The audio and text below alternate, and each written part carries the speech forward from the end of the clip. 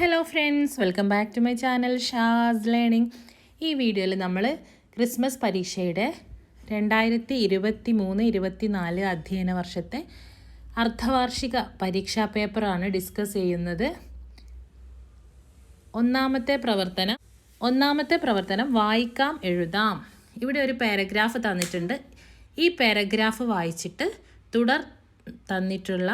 ഇതിൻ്റെ തുടർച്ചയായിട്ട് തന്നിട്ടുള്ള ചോദ്യങ്ങൾക്ക് ഉത്തരം എഴുതുകയാണ് വേണ്ടത്.